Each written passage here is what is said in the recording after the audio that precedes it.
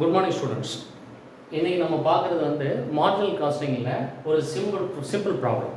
இப்போ நம்ம கணக்கில் வந்து சேல்ஸ் வந்து 80,000 இருக்குது, marginal cost 60,000, break even point sales வந்து 60,000.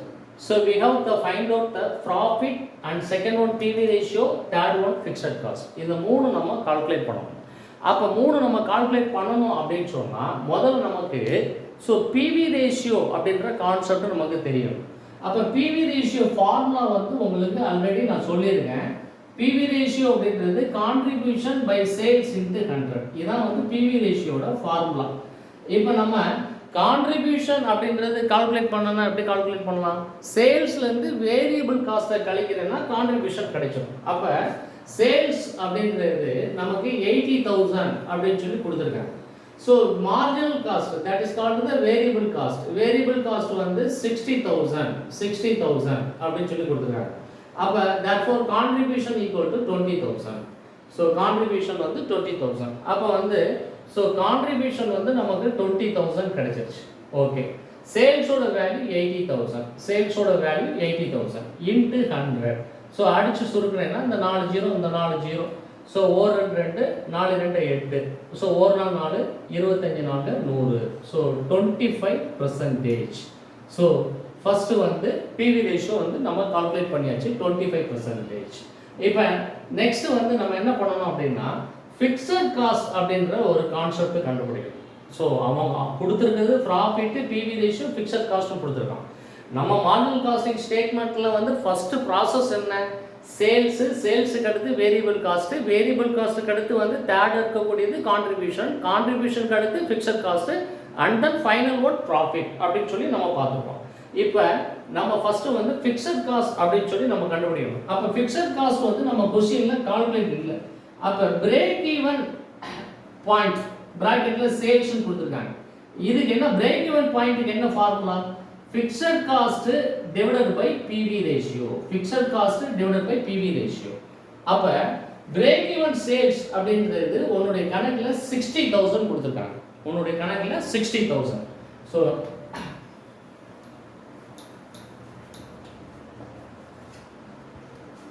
so break even sales வந்து 60,000. நமக்கு fixed cost தெரியாது. fixed cost தெரியாது. PV ரேஷியோ வந்து 25%. ஸோ 25/100.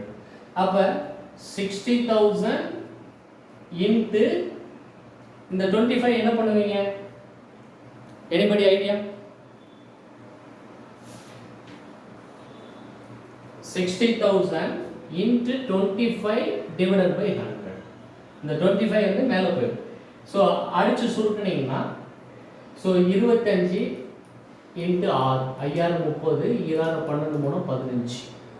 ஸோ 3 0 15,000.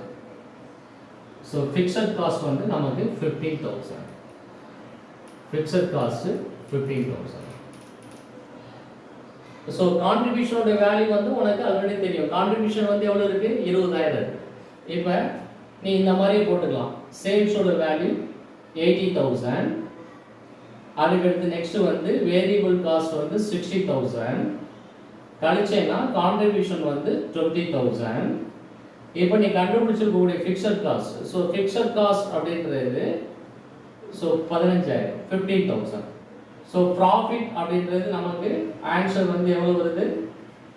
5,000. ப்ராஃபிட் வந்து 5,000. ஸோ இந்த மாதிரி கண்டுபிடிச்சிக்கலாம். இல்லை சார் எனக்கு வந்து contribution equal to fixed cost plus profit. Contribution equal to fixed cost plus profit. Contribution வந்து எவ்வளவு? 20,000. Contribution 20,000. Fixed cost வந்து எவ்வளவு? 15,000. So plus profit. Profit அப்படின்றது நமக்கு தெரியாது. அப்போ profit எங்கிட்ட கொண்டு வந்துட்டேன் அப்படின்னு சொன்னால் ஸோ 20,000 அப்படின்றது இந்த சைட் போயிடும். 15,000 வந்து லெஸ் பண்ணுறேன் அப்படின்னு சொன்னால் ஸோ ப்ராஃபிட்டோட வேல்யூ வந்து 5,000. எப்படி கால்குலேட் பண்ணாலும் உனக்கு இந்த ஆன்சர் வந்து ப்ராஃபிட் வந்து 5,000 வரும். ஸோ ஃபஸ்ட்டு வந்து நீ ஃபைண்ட் அவுட் பண்ணுறது வந்து பிவி ரேஷியோ ஃபைண்ட் அவுட் பண்ணணும். பிவி ரேஷியோ ஃபைண்ட் அவுட் பண்ணுறது sales minus variable cost equal to contribution கிடைச்சா தான் நம்ம என்ன பண்ண முடியும்? பிவி ரேஷியோ வந்து ஃபார்முலா அப்ளை பண்ண முடியும். ஸோ நல்ல நாலேஜுங்க, மொத்தமே 3 ஸ்டெப்பு தான். கொஸ்டின் வந்து 3 ஸ்டெப் தான். Sales, marginal costing, break even point sales அப்படின்னு சொல்லி 3 ஸ்டெப் தான் கொடுத்துருக்காங்க. ஆனால் நம்ம ஃபைண்ட் அவுட் பண்ணுறது வந்து என்னது, first PV ratio find out பண்ணிவிட்டு அதுக்கடுத்து வந்து ஃபிக்ஸட் காஸ்ட் அப்படின்றது ஃபைண்ட் அவுட் பண்ணுவாங்க. ஏன்னா பிரேக் ஈவன் பாயிண்ட் சேல்ஸ் வந்து ஒரு கணக்கில் 60,000 கொடுத்துட்டாங்க. ஸோ பிரேக் ஈவன் பாயிண்டோட வேல்யூ 60,000, ஃபிக்ஸட் காஸ்ட் நமக்கு தெரியாது. So PV ratio 25%. அப்போ என்ன பண்ணுறாங்க, 60,000 இதை கிராஸ் மல்டிப்ளை பண்ணும்போது இது 25/100 அப்படின்னு சொல்லி வரும். அடிச்சு சொல்லுங்க என்னன்னா இதோட வேல்யூ வந்து 15,000, அதாவது ஃபிக்ஸட் காஸ்ட்டோட வேல்யூ 15,000. ஸோ ஃபிக்ஸட் காஸ்ட் கண்டுபிடிச்சிட்டாலே நீ மார்ஜினல் காஸ்டிங் ஸ்டேட்மெண்ட் மாதிரியே போட்டு நீ ப்ராஃபிட்டை வந்து ஃபைண்ட் அவுட் பண்ணிடலாம். இல்லை எனக்கு இந்த லாஜிக் தெரியுது அப்படின்னு சொன்னால் contribution equal to fixed cost plus profit அப்படின்னா கான்ட்ரிபியூஷன் 20,000, ஃபிக்ஸட் காஸ்ட் 15,000, ப்ராஃபிட் நமக்கு தெரியாது. ஸோ 20லேருந்து 15 கழிச்சுன்னா 5,000 ப்ராஃபிட் அப்படின்னு. ஸோ இந்த ஸ்டேட்மெண்ட்டும் நீ என்ன பண்ணிக்கலாம், வச்சுக்கலாம். இல்லை அப்படின்னா இந்த மாதிரி ஸ்டேட்மெண்ட்லேயும் நீ வச்சுக்கலாம். Okay, so we will be meet the another problem for the next day. Okay, இதில் ஏதாவது உனக்கு கொரிஸ் இருந்ததுன்னா கமெண்ட்ஸில் போடு. Okay, thank you.